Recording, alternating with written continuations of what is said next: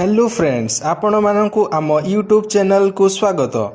मु आज आपण को मुहरे बाहरुथिबा व्रण और दागर घरोई चिकित्सा विषय आलोचना करी। एही वीडियो रे मु आपण को 4टी टिप्स कहिबी जहा आपणकर व्रण हेउ बा दाग हेउ आपण ठीक करि परिबे। प्रथमतः मु आपण को कहि रखिबी से झियो हुंतु बा पुओ हुंतु जो फेस वाश यूज करूछंती बा मुह को गुरा करिबा पई जो क्रीम यूज करूछंती सेठू पूरा दूरे रुहंतु। आपण माने देखुथिबे टीवी रे जो एडवर्टाइज हेउ अछि विभिन्न प्रकार क्रीम लगाइबा फल रे आपण मानक मुह को गुरा करि परिबे। तो प्रथमतः जानि रखिबा दरकार आपणक कलर जहा रहिछि सेही कलर रहिबो। मार्केट रे मिलुथिबा सब प्रकार मुह सफा क्रीम ठारू दूरे रुहंतु, कारण क्रीम रे केमिकल रो परिमाण अधिक परिमाण रे रही थाए जहा मुहर स्किन को खराब करि देई थाए। प्रथमतः आमे जानि रखिबा जे व्रण कोन पई बाहरे। तो बेसिकली तो हार्मोन इम्बालांस पई बाहरी थाए एवं मुहरे अधिक ऑयल जमा हेबा फल रे व्रण बाहरी थाए। तो एही व्रण 15 ରୁ 20 वर्षरू व्रण बाहरिबा आरंभ होई थाए।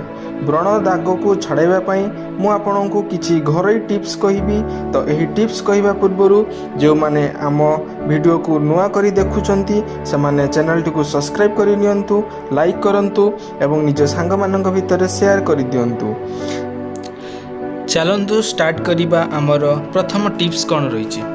तो प्रथम टिप्स होछि एलोवेरा टिप्स।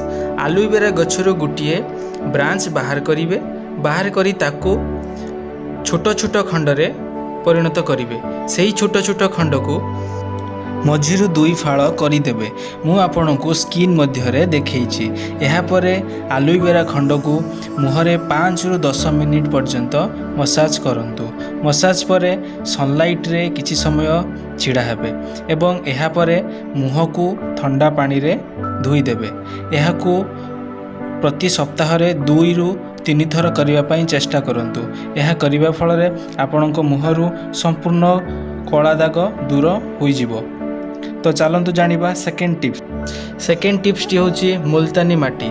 मुल्तानी माटी सहाय्य रे आपण माने मध्य आपणकर मुह को संपूर्ण भाव रे दाग मुक्त करि परिबे। तो मुल्तानी माटी रे देखंतु केमिति घरोई उपचार आमे करिबा। आपण किछि मुल्तानी माटी नेबे, सेथिरे पानी मिसाई एहाको एक पेस्ट तैयारी करिवे। जेतेबेले आपण राति रे सुइबा को जिबे, सुइबा पूर्वरु एही पेस्ट को पूरा मुहरे लेप करिवे। लेप कला परे मुहरे एहाको 15 मिनिट पाखापाखी रखिबे एवं एहा परे ठंडा पानी रे मुह को धोई देबे। धोइबा परे जदि आपणकर ड्राई स्किन रहुची तेबे सेथिरे देसी नड़िया तेल मुहरे मसाज करि परिबे एवं एहा सहाय्य रे आपणक मुहरे थिबा समस्त कला दाग को दूर करि परिबे।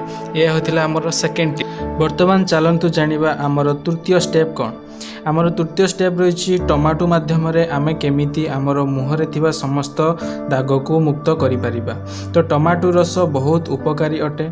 टमाटो रस मुहरे छिद्र एवं नाली व्रण को मध्य दूर करि थाए।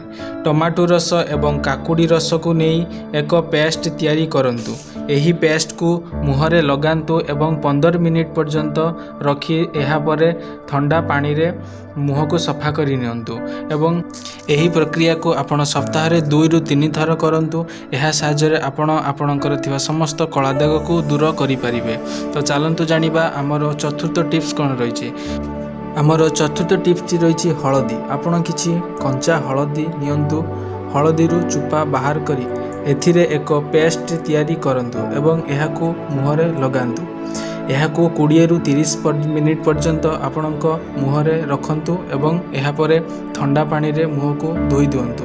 एहाको सप्ताह रे 2 ରୁ 3 थर व्यवहार करंतु।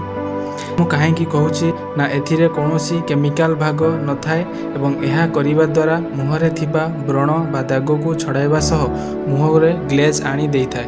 एहा थिला हमर संपूर्ण टिप्स केमिति आमे आम मुहरु कला दाग किबा व्रण को संपूर्ण भाव में परिष्कार करिबा। आमर एही भिडियोटी आपन को केमिति लागिला हमको कमेंट सेक्शन में निहाती जणेबे। यह जणेबा को आदौ भूलिबे नहीं एवं जो माने आम वीडियो को नुआ देखुछ चैनल को सब्सक्राइब